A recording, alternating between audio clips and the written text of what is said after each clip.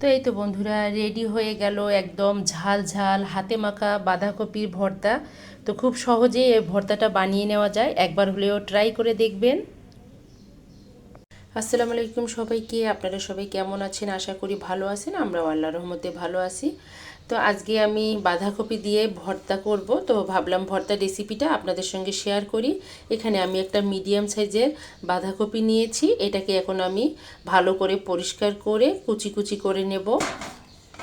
তো আমি আস্ত বাঁধাকপিটা আমি ধুয়ে নেব, তারপর আমি কুচি করে নেব। বাঁধাকপিগুলো আমি অফ ক্যামেরায় কেটে নিয়েছি, আর এখানে অনেকগুলো দেখাচ্ছে, তবে সেদ্ধ করার পর অল্প একটু হয়ে যাবে। তো বাঁধাকপিতে প্রচুর পরিমাণ পানি থেকে, এজন্য আমি কোনো পানি অ্যাড করব না। আর বাঁধাকপির যে মাঝের যে শক্ত অংশটুকু ডাটাটা, এটা আমি ফেলিয়ে দিয়েছি, এটা নিলে সেদ্ধ হবে না। তো এই তো বাঁধাকপিটা আমি এখন বসিয়ে দেব। বসিয়েছি, আমি এখন কেটে রাখা বাঁধাকপিগুলো এখানে দিয়ে দেব। বিসমিল্লাহ। তো আবারও বললাম, আমি এখানে কোনো পানি অ্যাড করব না, কারণ কপির মধ্যে প্রচুর পরিমাণ পানি থাকে।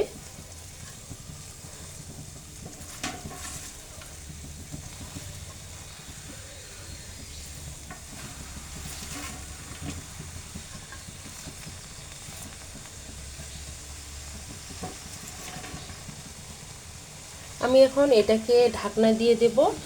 একটা ঢাকনার সাহায্যে এটাকে আমি 5 মিনিটের মতো কুক করে নেব। আর এখানে আমি গ্যাসের মিডিয়াম দিয়েছি, গ্যাসটা যেন আস্তে আস্তে হয়ে যায়। যদি আমি গ্যাসের ফ্লেমটা বাড়িয়ে দিই তাহলে পুড়ে যেতে পারে। তো এই জন্য আমি মিডিয়াম রেখে আমি ঢাকনার সাহায্যে 5 মিনিট সেদ্ধ করে নেব। তো 5 মিনিট পর আবারও আসতেছি। তো বন্ধুরা, বাঁধাকপিটা অনেকটাই হয়ে আসছে।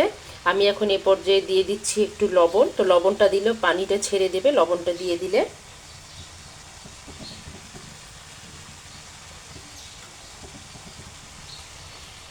তো এই তো খুব সুন্দর করে বাঁধাকপিটা সেদ্ধ হয়ে গেছে। আমি এটাকে 4 থেকে 5 মিনিটের মতো সেদ্ধ করে নিয়েছি। এর বেশি সেদ্ধ করলে কালারটা নষ্ট হয়ে যাবে, দেখতেও ভালো লাগবে না। তো এখন আমি এটাকে তুলে নিচ্ছি, আর এখানে আমি একটা ছাঁকনির মধ্যে দিয়ে দিচ্ছি। যেটুকু পানি আছে এটা ঝরে যাবে, তাহলে যখন আমি বাঁধাকপিটা মাখা করব তখন পানি থাকবে না। তো এভাবে সুন্দর করে ছাঁকনির মধ্যে আমি সবগুলো বাঁধাকপি রেখে দেবো।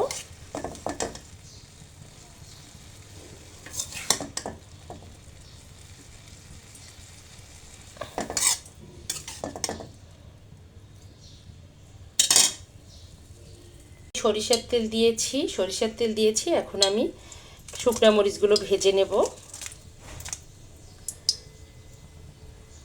তো এই তো শুকনো মরিচগুলো ভাজা হয়ে গেছে, আমি এখন এগুলোকে তুলে নিচ্ছি। তেল একটু আমি বেশি দিয়েছি। এখন আমি এখানে দিয়ে দেব 10 থেকে 12টার মতো রসুনের কোয়া।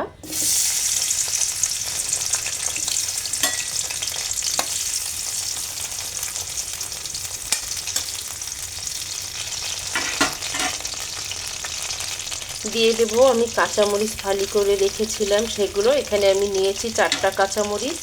আপনারা চাইলে আপনাদের স্বাদ অনুযায়ী দিতে পারেন। স্বাদ মানে যদি বেশি ঝাল খেতে পছন্দ করেন তাহলে বেশি ঝাল দিতে পারেন, অল্প খেলে অল্প দিতে পারেন।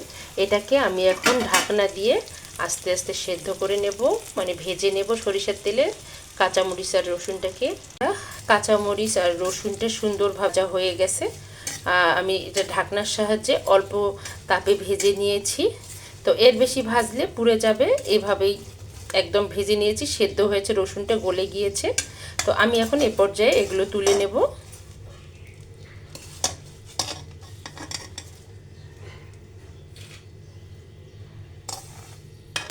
তো আমি কড়াইতে থাকা সরিষার তেলের মধ্যে দিয়ে দিচ্ছি একটু কালো জিরে। তো আপনারা চাইলে এটাকে স্কিপ করে যেতে পারেন।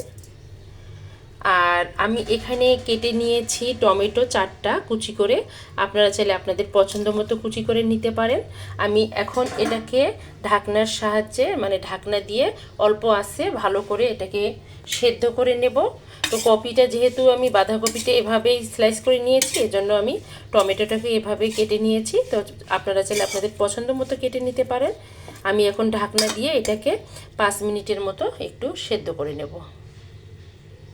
তো এই তো কালো জিরে আর টমেটোটা খুব সুন্দরভাবে সেদ্ধ হয়ে গেছে। আমি 5 মিনিটের মতো ঢাকনা দিয়ে এটাকে সেদ্ধ করে নিয়েছি। আর বাড়তি কোনো সরিষার তেল আমি অ্যাড করিনি, যা ছিল তাই। তো আপনারা চাইলে এটাকে ম্যাশ করেও নিতে পারেন, কিন্তু আমি ম্যাশ করে নেব না, আমি এভাবেই এটাকে ভর্তার মধ্যে অ্যাড করব। তো এই তো হয়ে গেছে, আমি এখন ভর্তাটা তৈরি করে নেব।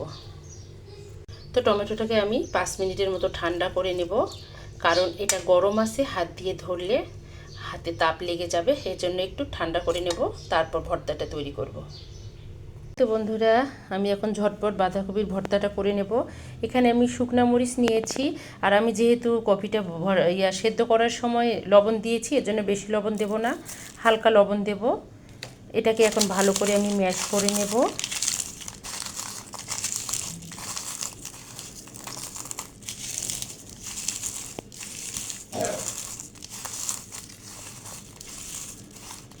তো শুকনা মরিচটা ম্যাশ হয়ে গেছে। আমি এই পর্যায়ে এখানে দিয়ে দেব ভেজে রাখা রসুন, কাঁচামরিচ, এগুলোকেও আমি হাতের সাহায্যে ম্যাশ করে নেব।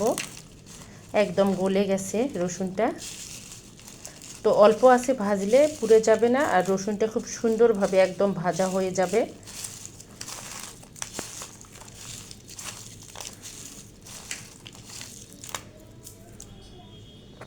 তো ভালো করে ম্যাশ করে নিয়েছি। আমি এখন দিয়ে দেব কাঁচা পেঁয়াজটা কুচি করে রেখেছিলাম। আমি এখানে বড় সাইজের 3টা পেঁয়াজ কুচি করে নিয়েছি। আপনারা চাইলে 2টোও নিতে পারেন, 4টাও নিতে পারেন, পছন্দ অনুযায়ী। তো কাঁচা পেঁয়াজটা খুব সুন্দর করে আমি এখন রসুন, শুকনা মরিচ আর কাঁচা মরিচের সঙ্গে মেখে নিচ্ছি। এটাকে ভালো করে মেখে নিতে হবে, যেন মরিচ পেঁয়াজ সবগুলোর সঙ্গে একদম মিক্স হয়। তো হয়ে গেছে। এ পর্যায়ে আমি দিয়ে দেব সেদ্ধ করে রাখা টমেটোটা।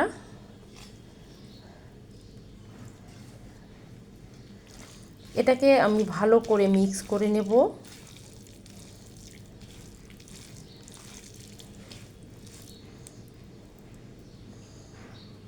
আমি এখন কপিগুলোর সাথে বাঁধাকপি, সেদ্ধ করা বাঁধাকপির সাথে সুন্দর করে এটাকে মিক্স করে নেব বন্ধুরা।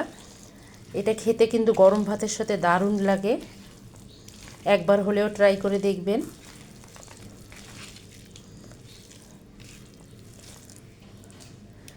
আমি এখন এ পর্যায়ে দিয়ে দেব কুচি করে রাখা ধনিয়া পাতা। আপনারা চাইলে এটাকে স্কিপ করে যেতে পারেন, আর পছন্দ হলে এটা দিতে পারেন। এটাকে এখন আমি ভালো করে মেখে নেব। এ পর্যায়ে আমি দিয়ে দেব একটু কাঁচা সরিষার তেল।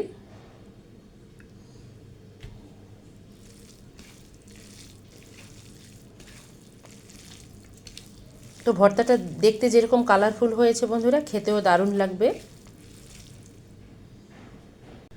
তো এই তো সবশেষে দিয়ে দেবো আমি একটু লেবুর রস। তো লেবুর রসটা দিলে দারুণ লাগবে খেতে, আর এটা কফির যে কাঁচা বাঁধাকপির যে একটা গন্ধ, সেটা থাকবে না। তো এই তো দিয়ে দিলাম আমি 1 ফালি লেবুর রস। তো এটাকে আমি ভালো করে মেখে নেব। এ পর্যায়ে আমার ভর্তাটা রেডি হয়ে গেছে বন্ধুরা, একদম স্পাইসি হয়েছে। এই ভর্তা দিয়ে নিমিষেই 1 প্লেট ভাত শেষ হয়ে যাবে, গরম ভাত। রেডি হয়ে গেল মজাদার বাঁধাকপির ভর্তা রেসিপি। তো একদম ঝালঝাল হয়েছে, দারুণ হয়েছে খেতে, একদম গরম ভাতের সঙ্গে জমে যাবে বন্ধুরা। তো আমার এই ভর্তা রেসিপিটা যদি কোনো বন্ধুর কাছে ভালো লেগে থাকে, প্লিজ আমার চ্যানেলটাকে সাবস্ক্রাইব করবেন, অর্নাস মমের সঙ্গে থাকবেন, লাইক কমেন্ট শেয়ার করবেন। সকল বন্ধুদের জন্য শুভকামনা, সবাই ভালো থাকবেন, সুস্থ থাকবেন, এই দোয়া করি। আমাদের জন্যও দোয়া করবেন। আর একটা কথা, এক একজনের রান্নার ধরন এক এক রকম, তো ভুল ত্রুটি হলে ক্ষমার দৃষ্টিতে দেখবেন। আজকে ভিডিওটা এখানেই শেষ করব। আল্লাহ হাফেজ, আসসালামু আলাইকুম।